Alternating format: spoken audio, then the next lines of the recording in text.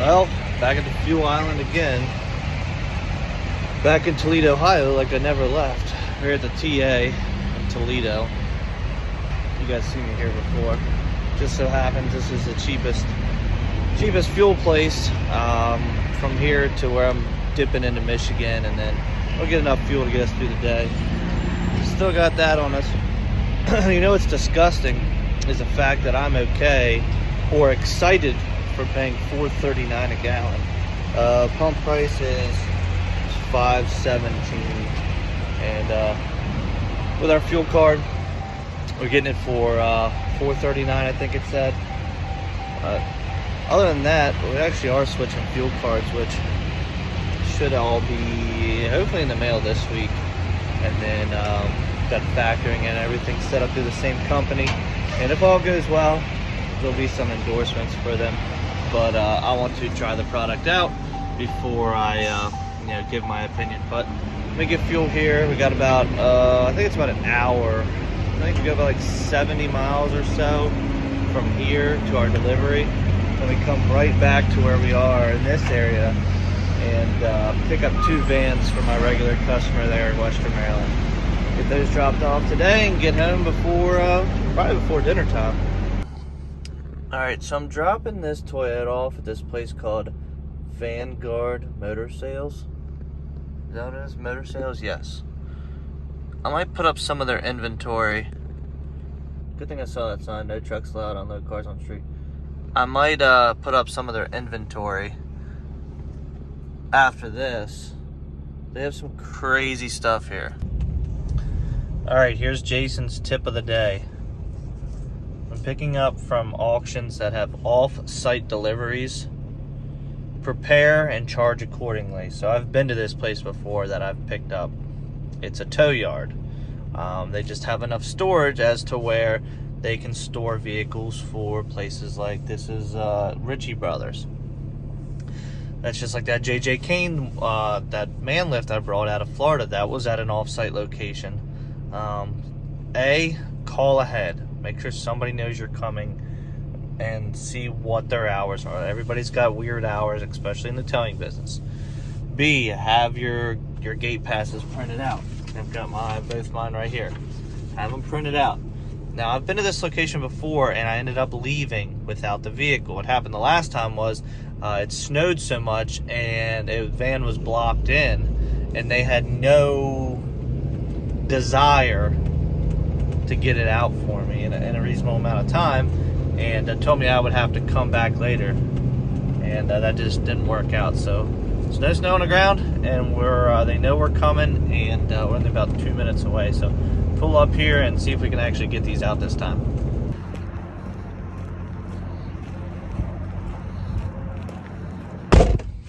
So remember when I said I hate coming to this place? All right, hold on, I gotta check the time real quick. Give me 1 second. This is important. Don't worry, this is very important. All right, 10:19 right now, okay?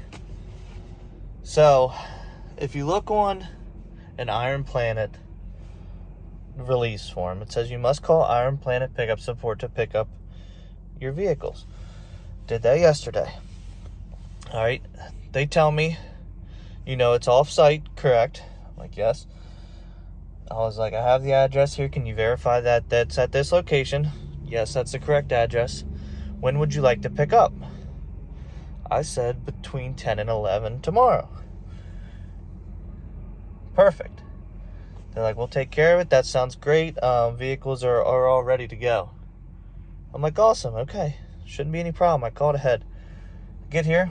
Walk into the office. I said, I'm here to pick up 2 vans. The lady's like, these are supposed to be call aheads. No hi, no nothing. I'm like, okay. I said, well, I would call it Iron Planet Pickup Support, and that on the sheet it says, please call this number to pick up.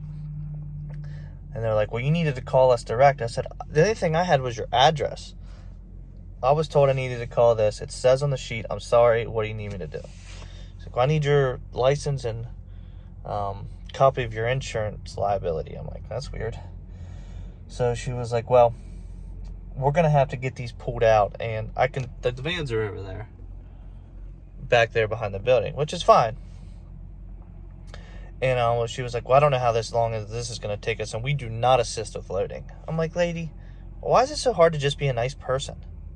Like, I understand the call ahead thing, things got crossed up, but things happen. Don't you want to get these vehicles off your property and make room? Like, someone's here to pick it up. Why do you always have to make it difficult for someone picking up? This is the same attitude I had last time. That's why I was dreading going by here. And they're actually off Interstate 80 right there. Every time I drive by this place, I'm just like, God, I hated that place. Sure enough, my customer has 2 more vans here. All right, I know it's windy out here. I'm trying to... Old Columbia gas vehicles. Got roof racks on them. This one's running, this one's fine. But he says the other one has motor issues, so God only knows how this is gonna go. But I'm gonna go ahead and get the ramps out. They both have roof racks, so we're just gonna go ahead and put this one on first. You know, the worst part about this is this place has such nice equipment. They really do. They got 2 rotators. They've got, you know, a couple drop decks. They've got a Landau over there. They got RGN. They've got all this nice equipment, but customer service is absolutely terrible. And it wasn't just like for me, because I'm not obviously here to spend money with them necessarily. Just the way they were talking to other people on the phone. Nope. Just like that. They're loaded. Got our flag on the back hanging back there. About touching. Just gotta keep our height down with those racks on. Good to go. And now you see, the guy who brought the vans out was so nice. Got to talking, and he said he used to own 18 10 cars. And they also had a couple big bunk Peterbilts with that hauled like 6-car enclose. But man, I have a full-time office person starting this month. If they would act like that customer service wise, they'd be looking for a job. Well, they'll also probably be looking for a relationship, but that's a different story. Yep, see, comes in another truck of theirs. Beautiful. So anyways, we're loaded. We're rolling out of here. Got 270 or so miles, and getting paid $1,200, so whatever, $4 a mile, something like that. So $2 a mile per van, which is nice after dealing with that stuff. But you got to be expected to deal with that. It's crazy that every place you go, whether it be a dealership, in 1,000 feet, turn left, or whatever, salvage auction, 9 times out of 10 you get treated like absolute dog crap, and like you're a total inconvenience for being there. You get used to it, but when it like affects the time of your day, when you're just trying to keep things rolling, that's when it gets really frustrated. Well, see aux number 1 on. That means we're filling as we're driving. Got the auxiliary, what is that, 60-gallon auxiliary tank on this thing. Hit 162,000 miles, which is crazy. Since October, I've only put about 16,000 miles on this truck, since I've been doing mostly light freight with the mega cab. But I love this truck. It's the reason I bought a single cab. Perfect to pull this wedge. It's light as can be, and I'm happy with it. So 162,000. Let's keep going. I don't know why the roads are so wet. They don't just turn the fans on. You can dry these roads up quickly.